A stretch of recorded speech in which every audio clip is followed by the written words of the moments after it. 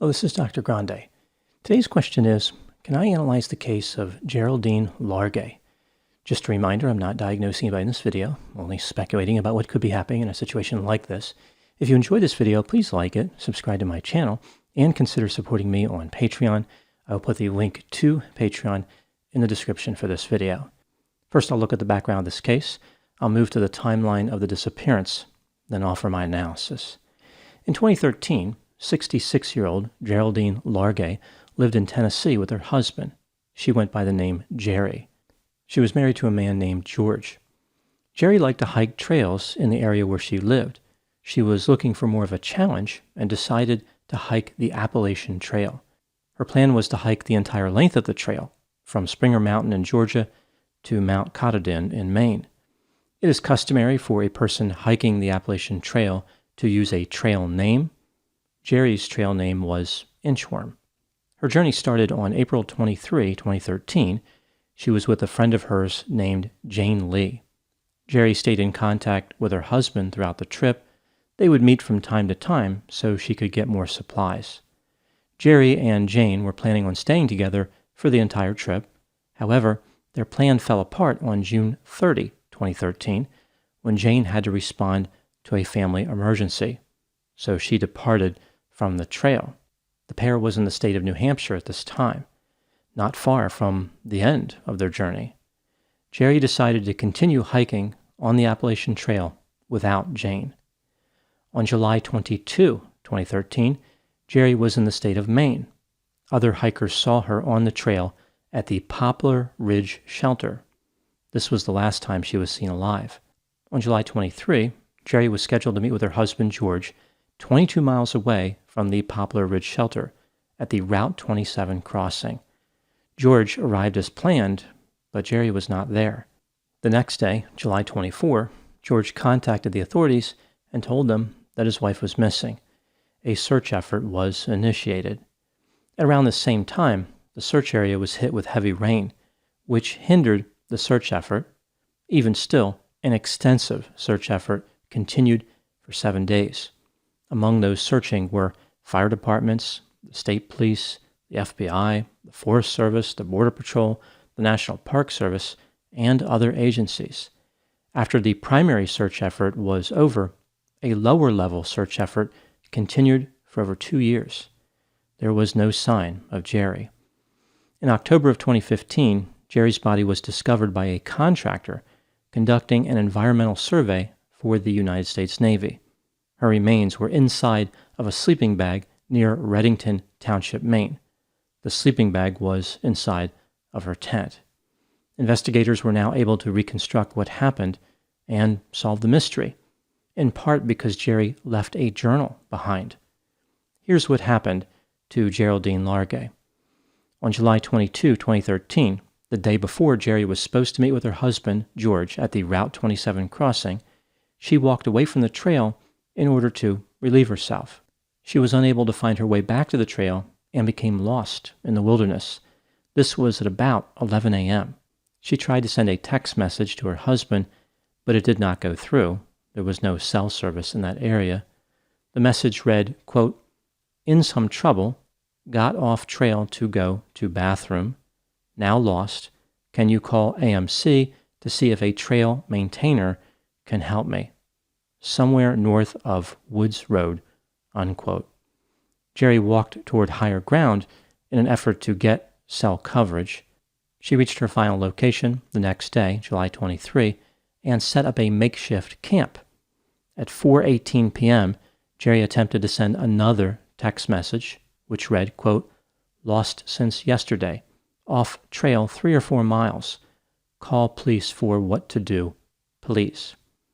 Jerry's tent was under several large trees in a dense wooded area. In Jerry's camp, investigators found a number of items, in addition to the journal. For example, a map, a small Swiss Army knife, a working flashlight, a toothbrush, toothpaste, and dental floss, earplugs, lighters, matches, candles, a small first aid kit, a rain jacket, 2 water bottles, one had a small amount of water in it, and a Mylar space blanket. Jerry tied the space blanket between the branches over her tent. It appears as though she was trying to keep water off the tent. A few nearby trees had been charred black, which led investigators to believe that Jerry had tried to set fires. The authorities concluded that Jerry's death was caused by a lack of food and exposure to the elements. Now moving to my analysis. Here are my thoughts in a few areas that stood out to me in this case. Item number 1, Jerry was very close to safety when she died. She was only about 200 feet from an area of open woods, which had good visibility. If she could have made it there, she would have seen which way to go. Jerry was within a half hour of a logging road. If she could have made it there, she could have followed that road to safety. She was less than 2 miles from the Appalachian Trail, and the location where she set up her camp was on land owned by the U.S. Navy. It was regularly used for training. Item number 2, Jerry was not well prepared to hike the Appalachian Trail. The woman who hiked with her initially, Jane, said that Jerry sometimes struggled to keep up with her and was not good at navigation even with a compass and a map. Jerry had taken a wrong turn on the trail a few times. The compass that Jerry had was described as the size of a button from a suit coat, not one that could be trusted for navigation. Interestingly, prior to attempting the hike on the Appalachian Trail, Jerry did research about the trail, and she trained for the conditions. She even took a hiking course and went to several hiking camps. Jerry purchased a GPS tracker. Unfortunately, she lost it prior to becoming lost herself. Item number 3, Jerry may not have been mentally prepared for the trip or mentally capable of completing it safely. She was afraid of the dark and afraid of being alone. In addition, she suffered from panic attacks and took anti-anxiety medication. One can certainly appreciate that she may not have wanted panic to run her life, but there is a difference between being brave and being reckless. Item number 4, Jerry made a series of mistakes which contributed to her death. She did not have a way to communicate with the outside world. She should have known that her phone would not work in that area. She placed her camp in an area that searchers could not find. Jerry's tent was in dense woods and not visible from the sky. Jerry did not call out to searchers when they were close to her. At least 3 different search teams with canines had come within 300 feet of Jerry during the time when she was still alive. It is possible that she was unable to call out because she was exhausted, but she also continued to write in the journal, which makes it seem like she was functioning to some extent. Jerry crossed 2 small streams. She could have followed either of those downstream to safety. Item number 5, before Jerry's body was found, the authorities said they investigated every single lead which was reported to them, including those introduced by psychics and reports that Jerry had been taken by Bigfoot. This makes me think that the police were not really investigating every single lead. Is the public supposed to believe that they interviewed Bigfoot? How did that conversation go? The police say to Bigfoot, "We need to ask you a few questions about this disappearance in Maine." Bigfoot's like, "Let me get this straight. You could find me for this interview, but you can't find a missing hiker?" Item number 6.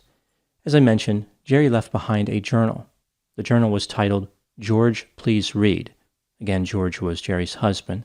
Jerry made an entry every day until August 10. She did not make any more entries until August 18. So from August 11 to August 17, there were no entries. The August 18 entry was her final entry. It's not clear if this date is correct. If it is, that means that Jerry survived for at least 26 days. On August 6, Jerry recorded a request to whoever found her body. She wrote, quote, "When you find my body, please call my husband George and my daughter Carrie. It will be the greatest kindness for them to know that I am dead and where you found me, no matter how many years from now. Please find it in your heart to mail the contents of this bag to one of them," unquote. Even facing death, and almost certainly panicking, Jerry's love for her family was at the forefront of her mind. Item number 7. How would I conceptualize this case? This is just a theory, my opinion. Jerry had an unusual combination of personality traits. She was resistant to anxiety in some ways, for example, being a nurse in the Air Force, but susceptible to anxiety in other ways, like her fear of being alone and her fear of the dark. Jerry really wanted an adventure in her life. She wanted to do something amazing in her retirement, to prove to herself that she could be successful at something different than what she was used to doing. The Appalachian Trail offered an opportunity to fulfill those goals, and it was something she liked doing for social reasons. She became friendly with various people that she met on the trail. As it turns out, Jerry was being too ambitious, but she did not want to let go of her dream. She was determined to finish what she started. This is why she continued on even after her friend had to stop hiking. On July 22, 2013, Jerry walked off the trail, probably just a few feet, and became disoriented. This caused her to panic. Under the effects of intense panic, Jerry was not thinking rationally. She was not able to act on all the training she had received, and her poor preparation only made her situation worse. Within 2 days, Jerry lost the will to live. She accepted a fate which she didn't have to accept. She was so close to civilization, but the panic exhausted her. Jerry's death is a metaphor for panic. Panic makes people believe that they are in more danger than they really are. It pushes people to give up and collapse in on themselves. Which brings me to the final item, number 8. Panic is an insidious emotional state which causes a lot of damage. Diagnostically, a panic attack itself is not considered a mental disorder. A person cannot be diagnosed with panic attack. There is a mental disorder called panic disorder, which is where someone panics about having a panic attack, but only 13% of people who have a panic attack have panic disorder. The concept of a panic attack is captured as a specifier used with other disorders. Except for panic disorder, any mental disorder can be used with the panic attack specifier. For example, if somebody who had panic attacks also had obsessive compulsive disorder, OCD, their diagnosis would be OCD with panic attacks. Now moving to my final thoughts. The case of Geraldine Largay exemplifies one of the dangers of having panic attacks. Repeated exposure to stress is often used to treat panic attacks, like exposure and response prevention therapy. However, there's a downside to this strategy. If a person has a panic attack in a life-threatening situation, they will not necessarily make good decisions, which may lead to a disastrous outcome.